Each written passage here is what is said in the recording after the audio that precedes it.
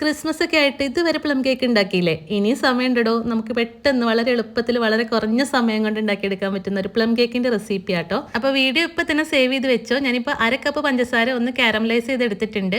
നല്ലോണം കളറൊക്കെ മാറി വരുന്ന സമയത്ത് ഇതിലേക്ക് 1/2 കപ്പ് നല്ല ചൂടുള്ള വെള്ളം കുറച്ചായിട്ട് ഒഴിച്ചു കൊടുത്തിട്ട് ഒന്ന് തിളപ്പിച്ചെടുക്കുക. നല്ലോണം തിളച്ച് വരുന്ന സമയത്ത് 2 കപ്പ് ഡ്രൈ ഫ്രൂട്ട്സ് ഇട്ട് കൊടുക്കുക. നട്ട്സ് ഞാനിപ്പോൾ ചേർത്ത് കൊടുത്തിട്ടില്ല.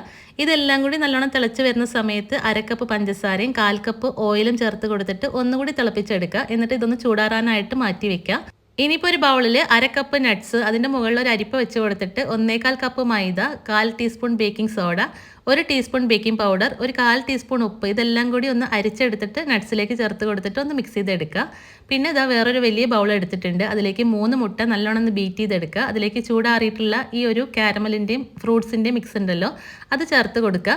പിന്നെ നമ്മളിതിൽ ജ്യൂസ് ഒന്നും ചേർത്ത് കൊടുക്കണില്ല. അതുകൊണ്ട് തന്നെ 1 ടേബിൾ സ്പൂൺ ഞാനിപ്പോൾ ഓറഞ്ചിൻ്റെ ജാം ചേർത്ത് കൊടുത്തിട്ടുണ്ട്. പിന്നെ പട്ട, ഗ്രാമ്പു, ജാതിക്ക ഇതെല്ലാം കൂടി പൊടിച്ചെടുത്തതാണ്. അതും 1/2 ടീസ്പൂൺ ചേർത്ത് കൊടുത്തിട്ട് നല്ലോണം മിക്സ് ചെയ്തെടുക്കുക.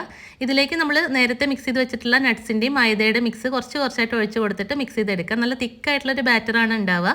ബാറ്റർ കേക്ക് ടിന്നിൽ ഒഴിച്ചിട്ട് ഒന്ന് ടാപ്പ് ചെയ്ത് കൊടുക്കുക. എന്നിട്ടൊരു 180 ഡിഗ്രിയിൽ ഒരു 30 മിനിറ്റ് ബേക്ക് ചെയ്തെടുക്കുക. നമ്മൾ എടുക്കുന്ന കേക്ക് ടിന്നിനനുസരിച്ച് സമയത്തിൽ മാറ്റം വരും. പിന്നെ സ്റ്റൗ ടോപ്പിലാണെങ്കിൽ കുറച്ചധികം സമയം എടുക്കും. അപ്പോൾ നല്ല എളുപ്പമുള്ള റെസിപ്പി അല്ലേ? വീഡിയോ ഇഷ്ടമായിട്ടുണ്ടെങ്കിൽ ഫോളോ ചെയ്യാൻ മറക്കരുത് കേട്ടോ.